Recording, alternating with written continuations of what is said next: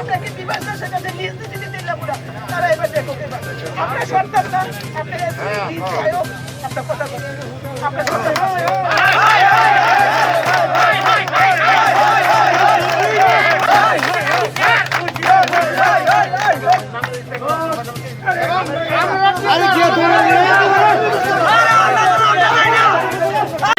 তাদের সময়ে দুজন সাংবাদিক, ত্রিপুরার বিখ্যাত সাংবাদিক তাদের খুন হয়েছে, তাদের বিচার করেনি, বিচারের জন্য চেষ্টা করেছে, তো বিপ্লব কুমার দেব চেষ্টা করছে। আজকে তেলিয়ামুড়ার বুকে এমন একজন তরুণ সাংবাদিকের উপর আক্রমণ করেছে, তাকে বিজেপির গুন্ডা বলে অনির্বাণ সরকার তাকে মেরেছে, বিভাস দাস তার মাথা ফাটিয়ে দিয়েছে। তার প্রতিবাদে আমরা আন্দোলনে বসেছি।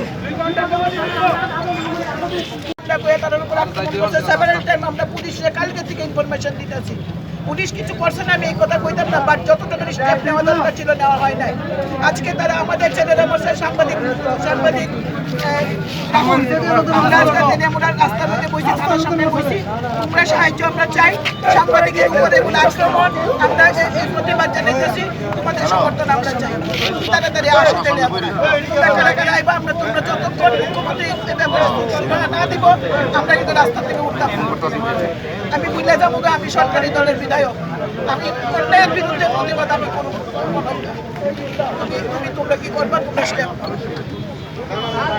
পার্টি সর্বদাই আইনকে মান্যতা দেয় এবং আজকে আইনকে মান্যতা দিয়ে যখন প্রশাসন আমাদের কথা দিয়েছেন, তেলিয়ামুড়া যারা আজকে গুন্ডামি করেছেন সেই অনির্বাণ সরকার আর বিভাস দাস তাদেরকে 24 ঘন্টার মধ্যে পুলিশ গ্রেপ্তার করবে, অন্যথায় তাদের বিরুদ্ধে কি ব্যবস্থা নেয় সরকার, আমরা সেদিকে তাকিয়ে রয়েছি।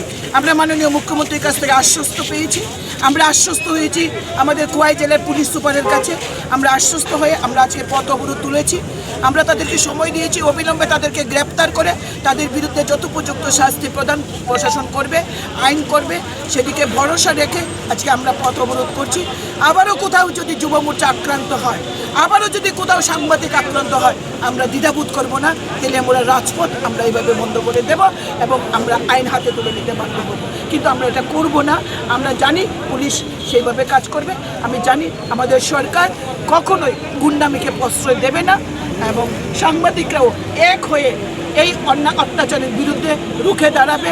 আজকে ওয়ার্ল্ড প্রেস ডেতে আমরা কখনোই কামনা করিনি একজন সাংবাদিক, বিশেষ করে একদম নিরীহ একটি ছেলে এইভাবে আক্রান্ত হবে অনির্বাণের মতো একটা গুন্ডার কাছে আর বিভাস দাসের মতো একটা গুন্ডার কাছে, যারা 25 বছর তেলিয়ামুড়াতে গুন্ডামি করেছে, আজকে কংগ্রেসে গিয়ে মুখোশ পাল্টাতে চাইছে এবং সিপিএমের পার্টি অফিস থেকে তারা আজকে অস্ত্রশস্ত্র নিয়ে আমাদের ছেলেদের উপর আক্রমণ করেছে।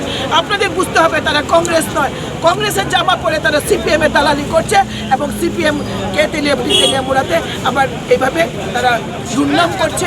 তারা আসলে কোনো পার্টিরই লোক নয়, তারা নিজেরাই গুন্ডা, সেটা আবারও আজকে প্রমাণ করলো। আমরা ভারতীয় জনতা যুব মোর্চা কতখানি আইন সচেতন, কতখানি এখনো সরকারের উপর ভরসা রাখে, প্রশাসনের উপর ভরসা রাখে, তারা তাদের বিধায়কের সাথে রাস্তা অবরোধ করেছে, আইনকে হাতে তুলে নেয়নি।